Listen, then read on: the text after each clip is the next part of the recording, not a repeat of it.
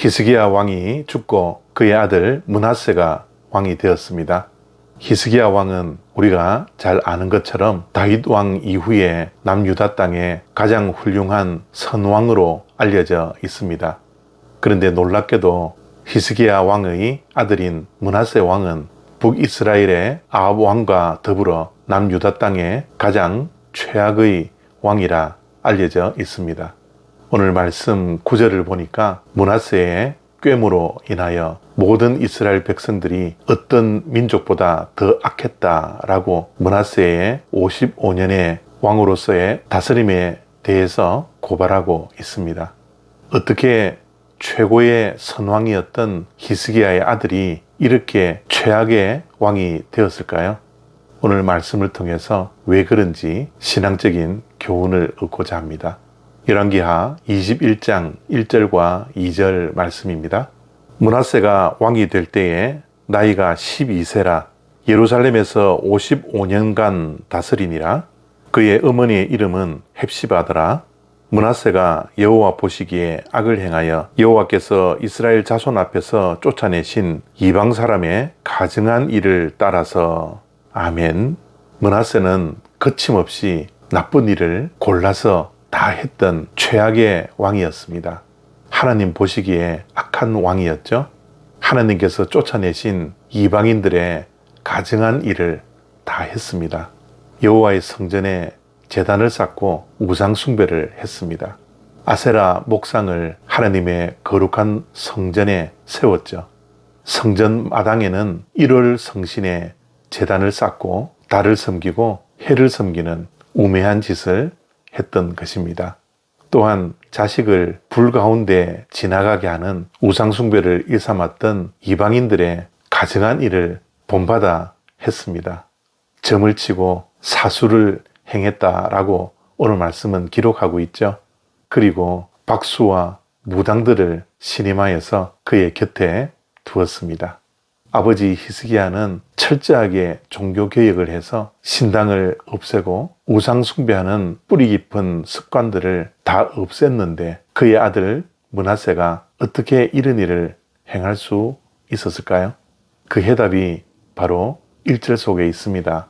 1절에는 므낫세가 왕이 될 때에 12세라 라고 기록하고 있습니다. 12세라는 말이 참 중요합니다. 왜냐하면 아버지 히스기야가 죽을 병에 걸려서 하나님께 기도한 후 하나님께서 15년이라는 생명을 연장시켜 주었던 그때입니다. 만약 15년이라는 생명이 연장되지 않았더라면 므낫세가 태어나지 않았죠. 그러면 그 15년 동안 히스기야 왕에게는 어떠한 일이 일어났을까요? 어제 말씀을 본 것처럼 히스기야 왕이 역전패를 당했을 시기입니다. 하나님께서 베풀어 주신 은혜와 복을 관리하지 못하고 교만하여 방심하고 역전패를 당했던 시기입니다. 그때 이사야 선지자를 통하여서 히스기야 왕의 아들들이 바벨론으로 잡혀가 환관이 되리라 말씀해 주셨는데 그 말씀을 들은 히스기야 왕은 하나님 앞에 나가 무릎 꿇고 회개하며 기도하지 않았습니다. 히스기야 왕이 누구입니까? 기도하던 사람이었습니다. 하나님께서 그의 기도와 눈물을 보시고 생명을 연장시켜 주시지 않았습니까? 그렇게 눈물로 기도하던 히스기야 왕이 앞으로 어느 날 그의 아들들이 대를 잇지 못하는 내시가 되겠다라는 말을 듣고도 기도하지 않았습니다. 여전히 교만했던 것이죠. 그래서 교만했던 히스기야 왕을 보며 자랐던 므낫세가 남유다의 최악의 왕이 되고 말았던 것입니다.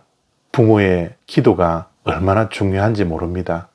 형통할 때나 불통할 때나 언제나 우리 자녀들에게는 하나님께 나와 기도하는 믿음의 본을 보여주어야 하죠. 또한 1절 말씀에 므낫세의 어머니의 이름은 헵시바라고 기록하고 있습니다. 다른 설명을 하지 않습니다. 어쩌면 여기에 기록되어져 있는 어머니로 인하여 아들인 므낫세가 망가졌다라는 것을 고발하고 있는 것입니다. 가정교육이 중요합니다. 특별히 가정 안에서 신앙교육이 정말 중요합니다. 특별히 어머니들은 무릎 꿇고 기도하는 사람들이 되어야 합니다. 이러한 부모의 가정교육, 신앙교육이 불성실했기 때문에 므낫세가 최악의 왕이 되었던 것입니다. 오늘 말씀을 통해서 우리가 어떻게 자녀들 앞에서 신앙생활을 해야 하며 기도 생활을 해야 하는지 저와 여러분 모두가 도전받기를 원합니다. 기도하지 않는 부모가 되지 않기를 바랍니다. 신앙의 본을 보일 수 있는 부모들이 되어서 우리의 자녀들이 부모의 믿음을 본받을 수 있는 귀한 믿음의 명문 가문을 이루는 저와 여러분들이 되었으면 좋겠습니다. 오늘도 히스기야와 헵시바와 므낫세의 가정을 보면서 우리 가정의 신앙교육의 중요성을 다시 한번 생각할 수 있는 복된 하루 되시기를 바랍니다. 감사합니다.